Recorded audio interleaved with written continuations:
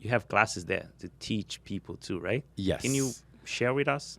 So yeah, I Little mean, bit about- I have a training program that I train whoever is interested in getting into the field, and I want to provide good training. I want to provide quality training, but because like for example, in a place like Florida, there's no regulation, so you can take an online course and then start working, Wow. never having touched anybody's skin, never having had a trainer in person to help you. Just online. That's like tattooing, and tattoo artists, they need a license for it. Right. We need a license, but hey, the license, you can go to the that's health good. department, you pay Yeah. $84, you get a license. That's it. You know what I'm saying? So because of that, there's so many trainers that don't know what they're doing. And they are creating a problem because when you go through that training, you're starting from a place where you're already kind of like behind and you have a handicap because you don't even know what you're doing. You weren't trained properly. So because of my background and who I studied with, I have to provide training that is quality. And I think part of that is once the training is finished, that you do not abandon the student because they're not going to be ready after 3 or 4 days of training. Can you go more in depth in your program, like explain how it works? Yeah, I mean, well, any training that you do should include theory, of course, like how it works and like how the color can, change and like, all of the theory that is applied to a scalp micropigmentation. And then in addition to that, of course, you have exercises, practical exercises. We use cantaloupes. Oh, cantaloupes. Okay, because cantaloupes, they're softer than human skin. And so what it does is it teaches the student to be careful. Because if you take the machine and put it to the cantaloupe, the dot will get big quick. Wow, That's amazing. interesting. Very. So if they learn on a cantaloupe to do it small, They can do it. they'll do it small here. Oh, Does that make sense? It does, 100%. How many hours it takes? The program, training. or days, or It's weeks? 3 days. 3 days. It's 3 full days. Trainings are either 3 or 4 days. Mine is 3 days because I don't include filler.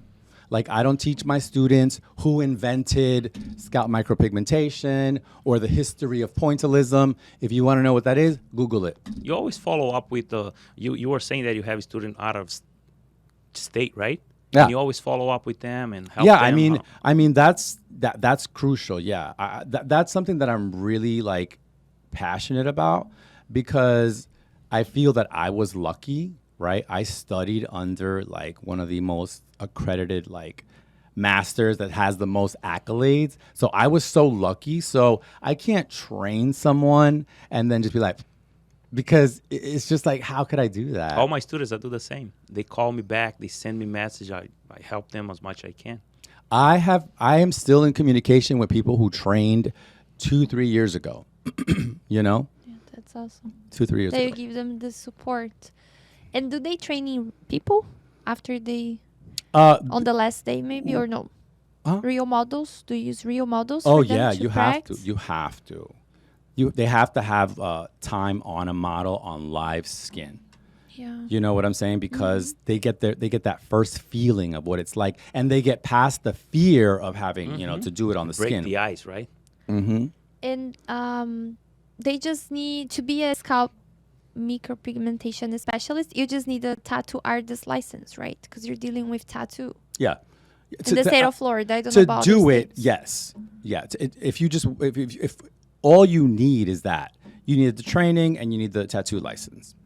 But to do it well, you need a lot more than that. Yeah. Yeah. Can you tell the percentage of your students? What is their background mostly? The people that come for training? A lot of them are in the PMU world, permanent cosmetics. So they already do eyebrows and lips and liner. There's a lot of barber influx. Over the past few years, there's been a tsunami of barbers that are coming in. And then you just have people like me, you know what I'm saying? I was a massage therapist, and then I decided to be a scalp micropigmentation artist. So you run the gamut of all different types of people. Do you have people that has no background in the beauty industry at all? Of course. Yeah. What is the percentage of them? Percent. It's a smaller one. Very small. I can't think of a number, but it's a smaller one. Yeah. Nice. Yeah. But there are people who are, I don't know, a housewife, and she decides she wants to do scalp micropigmentation. It happens.